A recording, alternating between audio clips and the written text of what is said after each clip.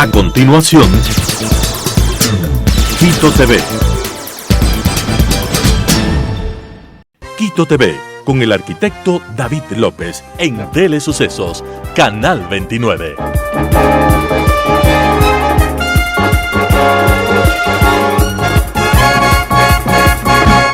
¿Qué tal, amigos y amigas? Bienvenidos a Quito TV, el espacio de la ciudad a través de Telesucesos y sus distintas frecuencias, 29, 29.1 en televisión abierta, 73 en Extreme TV Cable, 43 en Claro TV, Canal 6 en Cable Unión, en Alfa TV, y también nos pueden seguir desde cualquier parte del mundo. www.telesucesos.net es nuestra web, ahí nos siguen en tiempo real, y además este programa también lo subimos a YouTube como Telesucesos HD, se lo sube después de su emisión al aire. Tenemos el día de hoy la presencia del concejal Andrés Campaña, siempre le tenemos aquí en esta mesa de trabajo, aunque la última vez fue antes de que se dé la elección de vicealcaldesa de la ciudad capital y también de la reestructuración de las comisiones. Son temas, como se dice, ya sacramentados, pero vamos a hablar y un poquito sabemos, Andrés, y eso nos complace por sobremanera de que usted sigue estando en lo que es la Comisión de Salud, presidiendo esa comisión, donde ya había venido desarrollando algunos temas y en este caso sigue formando parte y presidiendo esa comisión. Bienvenido. Buenos días, querido David, un fuerte abrazo a la audiencia de Telesucesos. Para mí siempre es un gusto poder compartir el espacio con usted. Muchas gracias por permitirnos informar sobre nuestro trabajo también. En efecto, a mediados de mayo, como correspondía, se realizó la renovación de las autoridades del Consejo Metropolitano. En ese contexto fue electa María Fernanda Racines, de Revolución Ciudadana, como vicealcaldesa de la ciudad, Darío Cagüeñas, de Izquierda Democrática, como segundo vicepresidente del Consejo Metropolitano, y también se conformaron las 21 comisiones a más de la comisión de mesa. La comisión de mesa es la comisión encargada de gestionar, de tramitar todos los procesos sancionatorios, disciplinarios que podrían iniciarse en contra del alcalde o en contra de los concejales. En ese contexto, la comisión de mesa se quedó conformada por el alcalde Pavel Muñoz, la vicealcaldesa María Fernanda Racines, Ana Elía Ledesma, de Izquierda Democrática, y Emilio Uzcategui, de la Revolución Ciudadana. En ese contexto también se dio paso, como mencionaba, a la conformación de las 21 comisiones, y en ese momento tengo el honor de presidir nuevamente la Comisión de Salud. Para mí es muy importante aquello, si bien lastimosamente en la hora de definir la participación en las comisiones hay otras prioridades para la mayoría de los concejales. Para mí el tema de salud es muy importante. Como usted conoce, David, hemos venido trabajando en temas referentes a salud mental. Y déjeme hacer un paréntesis. Nosotros veníamos trabajando el tema de salud mental desde hace un año atrás, y hoy vemos con muy buenos ojos de que el presidente de la República le ha asignado como una de sus competencias fundamentales de la vicepresidenta la posibilidad de desarrollar políticas en materia de salud mental. Eso nos alegra notablemente, porque siempre hay que recordar, en Quito, que existe información, a nivel nacional no existe información. Lo que nos dice la primera encuesta que se realizó es que al menos 1 de cada 4 quiteños tenemos algún problema de la salud mental. 25%. El 24% exactamente, pero es un cuarto. Entonces, hemos venido trabajando temas de salud mental, hemos venido trabajando temas de bienestar animal, como el registro metropolitano de fauna urbana o de animales de compañía, también la limitación al uso de la pirotecnia sonora, que causa enormes perjuicios, no solamente para los animales, sino también para personas vulnerables, como son las personas autistas. Y a más de eso, hemos estado muy comprometidos desde meses atrás en hacer seguimiento, por ejemplo, a algunos elementos que nos generan preocupación. Uno de ellos, la tosferina. ¿Y cuál es la situación, de acuerdo al mapeo que se ha hecho, de lo que viene sucediendo con la tosferina? Los casos a nivel, hablemos, porque incluso tiene una actualización de los datos a nivel nacional, ¿no? Y según eso también tenemos la actualización de datos a nivel Pichincha y a nivel Quito, seguramente. Sí, en efecto, yo tengo ya el reporte a semana 21. Importante mencionar, para tener una idea de la situación, el año pasado, durante todo el 2024, en todo el territorio nacional, hubo alrededor de 140 casos de tosferina. A nivel nacional, año 2024. Hasta la semana 21, es decir, hasta la semana que acaba de concluir, tenemos ya registrados a nivel nacional 1.366 casos. En menos de un año, esto se ha multiplicado en por 10. En 5 meses hemos multiplicado por 10, en efecto, así es. De ellos están desagregados por territorio. Manabí es la provincia que más complicaciones tiene, con 309 casos, Guayas 258 casos y finalmente la provincia de Pichincha con 220 casos. Casi un 20%, digamos, del total, en efecto. También tenemos que lamentar que existen 23 fallecidos, 23 personas fallecidas. ¿Aquí en Pichincha o es a nivel nacional por la tosferina? Ahora, importante también conceptualizar. La tosferina es una enfermedad respiratoria, es una enfermedad que se contagia a través de bacterias, es una enfermedad además que tiene un porcentaje importante de letalidad. A nivel internacional tiene un 15% de letalidad en niños menores a 1 año. De hecho, por ejemplo, de estos 23 fallecidos, 16 son niños menores a 1 año. Entonces, esa es la realidad de la tosferina. Es importante preocuparnos, tener acciones frente a ella, pero no estamos tampoco en una situación de conmoción o de alarma, como por ejemplo se desató luego de la pandemia del COVID-19. Claro, los datos por supuesto nos pueden causar determinada alarma, decimos es por 10 en 5 meses de lo que sucedió en el 2024, ¿no? Pero de todas formas hay que tener en cuenta que, claro, estos menores de 1 año, primero, no tienen un esquema completo de vacunación. Segundo, son cuerpos más frágiles, son niños mucho más frágiles, ¿no? Y ante eso, ¿qué se puede hacer, por ejemplo, desde la Comisión de Salud en el municipio, para el caso de lo que es el Distrito Metropolitano? Ciertamente es una enfermedad que ataca principalmente a los niños. Eso no significa que, por ejemplo, las personas mayores estén exentas. De hecho, de esta cifra de 23 fallecidos, 1 es mayor de 65 años y 3 entre 50 y 64 años. La herramienta más importante para combatir a la tosferina es la vacunación. La pentavalente es necesaria que todos tengamos nuestro esquema de vacunación completo. Aquí importante mencionar también, ¿por qué estamos viendo este repunte de los casos de tosferina? La solución a la tosferina es la vacunación, que se aplica en 5 dosis, a los 2, a los 4 y a los 6 meses. Luego tenemos un refuerzo a los 18 meses y finalmente a los 5 años. Hace 5 años atrás, nos encontrábamos atravesando la pandemia. Eso significó que todas las instituciones estén enfocadas en atender el COVID. Eso significó también dejar a un segundo plano enfermedades como la tosferina. Y evidentemente también como ciudadanos estábamos más preocupados de vacunarnos del COVID que vacunarnos de la tosferina. Los niños que nacieron en ese lapso, por ejemplo, no recibieron estas 3 primeras dosis, que son dentro del primer año, además. Dentro del primer año. Que ahora se las puede, el Ministerio de Salud y ha emitido, de Salud Pública, ha emitido ya directrices, hasta los 7 años se puede aplicar el esquema de vacunación completo. Entonces, esta es la causa por el aumento de la tosferina. Frente a ello, es necesario entonces reforzar la campaña de vacunación. Fíjese usted que nosotros, a través de la Secretaría de Salud, cuando tuvimos ya el primer caso confirmado en las unidades educativas municipales, exactamente en la unidad educativa Eugenio Espejo, se activaron los protocolos de vigilancia epidemiológica.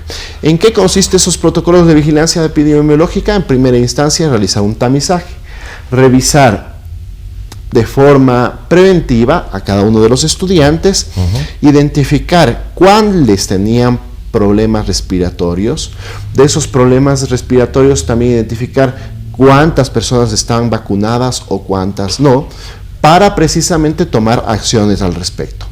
Tenemos, por ejemplo, el primer caso que se realizó en la unidad educativa Eugenio Espejo. De hecho, la semana pasada yo visité la unidad educativa Eugenio Espejo, porque además de la vacunación, hay ciertas medidas que lastimosamente aprendimos de forma muy dolorosa durante la pandemia, pero que son vigentes todo un siempre. Por ejemplo, si tenemos problemas respiratorios, usemos la mascarilla.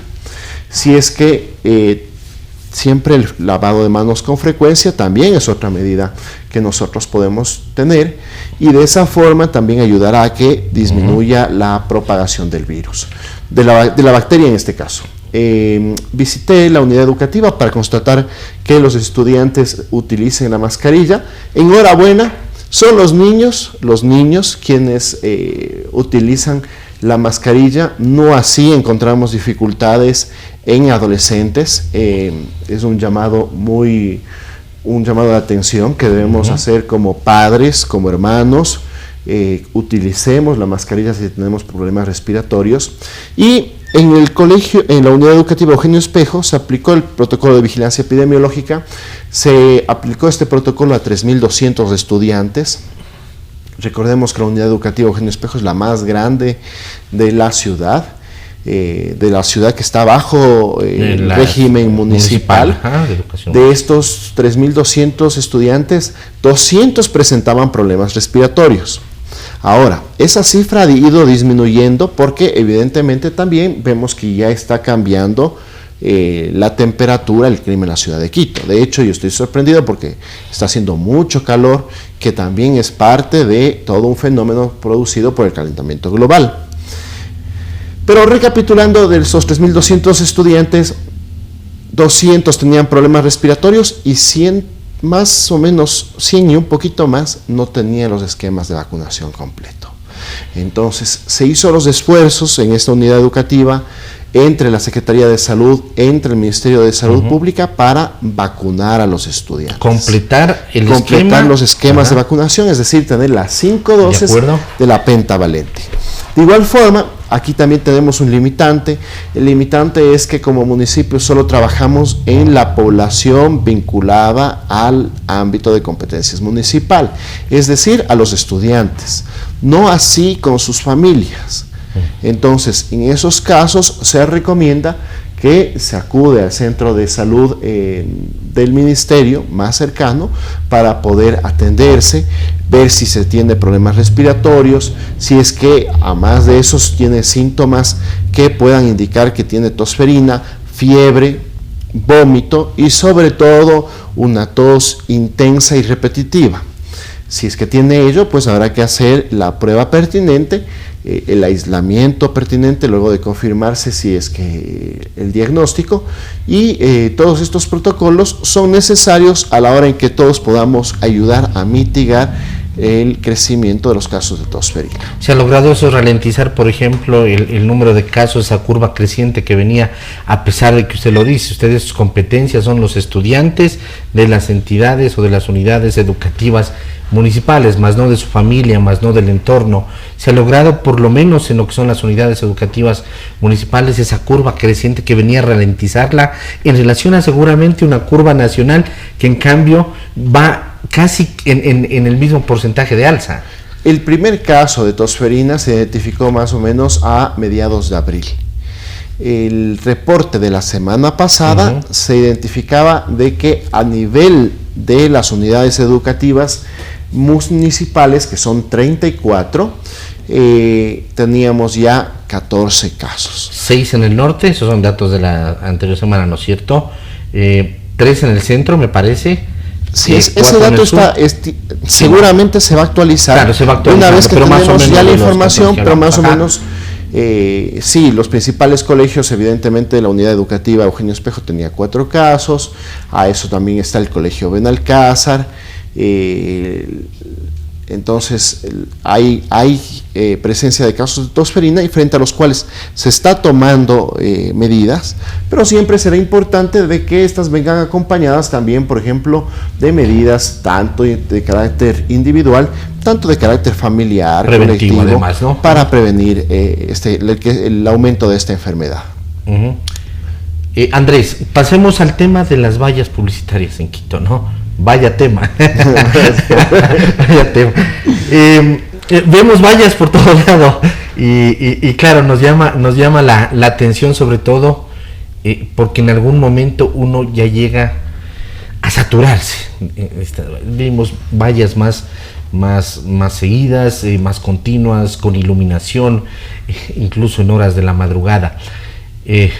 Bueno, decimos, si esto responde a una ordenanza que les permite, y se están dando las licencias metropolitanas de publicidad exterior, bueno, ya, no podemos nada que hacer, habría que corregir en algún momento la ordenanza, pero lo grave viene en que se está incumpliendo la ordenanza, no se están generando las licencias metropolitanas de publicidad exterior, se están entregando licencias cuando las empresas que hacen el tema de rotulación no están al día, por ejemplo, en sus obligaciones tributarias, etcétera, etcétera. Uh-huh. Eso viene a ser lo más grave, lo más grave es toda la contaminación que tenemos, pero digamos, hay una ordenanza, pero tampoco se la cumple.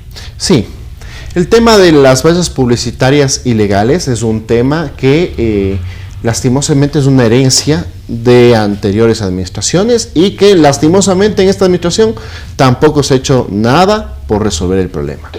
Tiene distintas afectaciones. Yo, por ejemplo, he mencionado mucho la afectación a la salud. Este es un tema que suele estar en segundo plano, pero siempre para mí la salud es lo primero. Tenemos pantallas LED. Esas pantallas LED o las vallas publicitarias generan contaminación visual. La contaminación visual nos produce distinto tipo de alteraciones.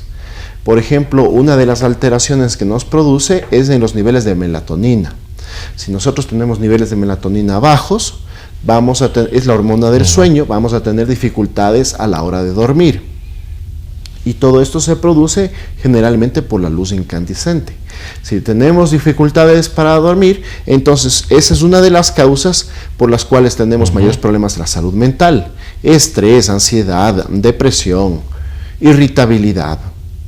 Entonces, este es un tema de salud pública.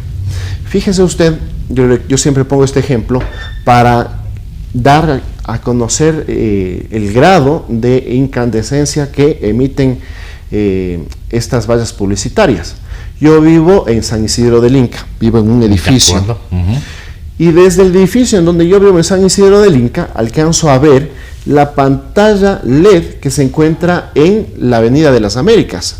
Ahí, justamente entre Naciones Unidas y el inicio de la Avenida de las Américas, vamos a encontrarnos una mega pantalla LED. Y así como estas, hay muchos ejemplos.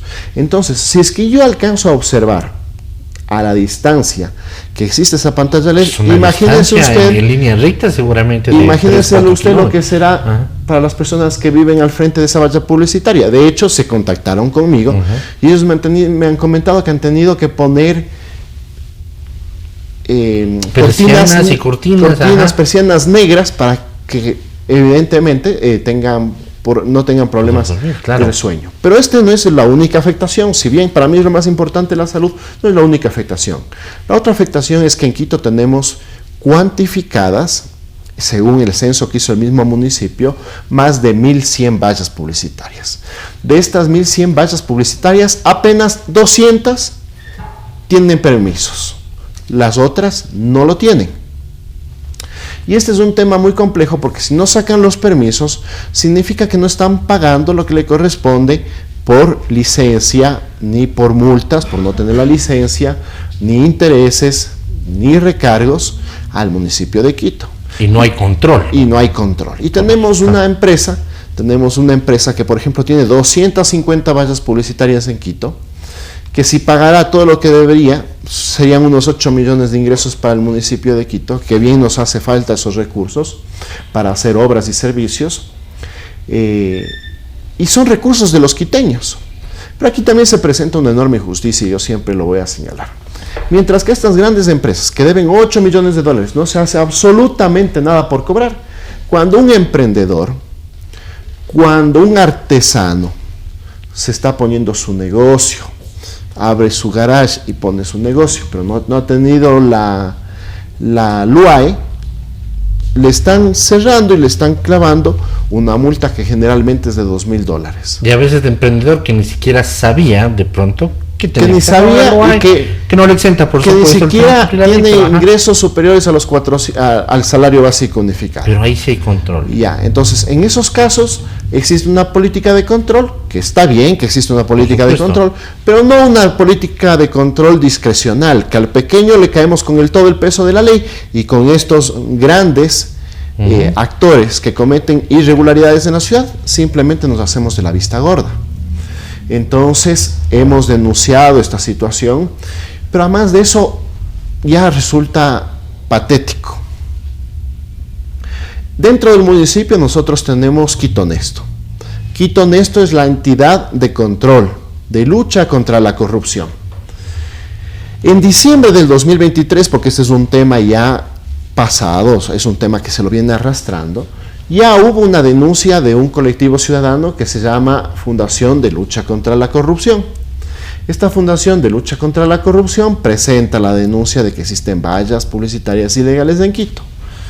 Quito Honesto analiza esa denuncia y en abril del año pasado dice: hay elementos que son irregulares. Mando a la Contraloría para que sancione. Eso en abril.